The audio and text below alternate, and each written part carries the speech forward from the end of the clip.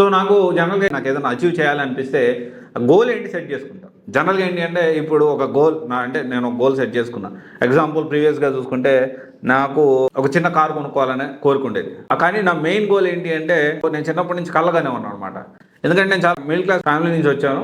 Car అంటే గొప్ప, నాకు బేసికల్లీ కార్ అంటేనే గొప్ప. అయితే అప్పుడు డ్రీమ్ ఏంటి అంటే సన్ రూఫ్ కార్ కొనుక్కోవాలని కోరిక.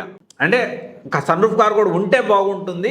నాకు డెఫినెట్లీ నేను ఏదైనా అనుకున్నానంటే నేనేం చేస్తానంటే మోటివేషన్ కోసం దాంట్లో అంటే ఇప్పటికిప్పుడు వెళ్ళి మనం కొనుక్కునే వాళ్ళలాగా అంటే అడ్వాన్స్ డబ్బులు నా చేతిలో ఫుల్గా ఉన్నాయి అనేసుకొని అజ్యూమ్ చేసుకొని 2-3 రోజుల్లో పోయి నేను అడ్వాన్స్ కట్టి తెచ్చుకోవాలన్నట్టు అంత విధంగా నేను ఈ కార్ ఎంతలో ఉంది, ఈ బడ్జెట్లో ఎంత ఉంది, ఈ బడ్జెట్లో ఎంత ఉంది, సో ఈ కార్ ఫీచర్స్ ఏంది, ఈ కార్ ఫీచర్స్ ఏంది, మనం ఎంత పెట్టుకోగలుగుతాము, ఇలా ఆలోచన చేసి తెచ్చేసేవాడిని. మా అమ్మ కానీ మా నాన్న కానీ లేకపోతే మా ఫ్రెండ్స్ కానీ అరే ఇప్పుడు ఏదో కొనేవాళ్ళలాగే నువ్వు భలే అంతా అప్పుడప్పుడు సరదాగా ఖాళీ ఉన్నప్పుడు పోయి షోరూమ్కి వెళ్ళి ఎంక్వైరీ చేసి ఇది ఎంత అవుతుందా బ్రోచర్ ఇంది అంటే కొనేవాళ్ళలాగా వాళ్ళు అట్లా. అంటే ఎందుకు అంటే ఒక మోటివేషన్ వస్తుంది.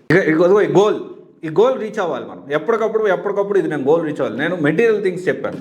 కెరియర్లో విషయం చూసుకుంటే నాకు కోరిక ఉంది. ఒక 60-70 ఎంప్లాయీస్ ఒక మొత్తం తెలుగు రాష్ట్రాల్లో ప్రతి ఒక్క ఎడ్యుకేషన్ సెక్టర్లో సిబిఎస్ఈ అనేది నేను ముందుకు తీసుకెళ్ళాలని నాకు కోరిక. దానికి సంబంధించి నేను అజ్యూమ్ చేసుకుంటూ ఉంటాను. ఇంత పెద్ద ఆఫీసు, పెద్ద కార్పొరేట్ ఆఫీస్ ఉంది, నాకు ఒక 70-80 మంది నా దగ్గర పనిచేస్తూ ఉన్నారని ఒక అజ్యూమ్షన్ చేసుకుంటూ అంటే ఒక కోరిక.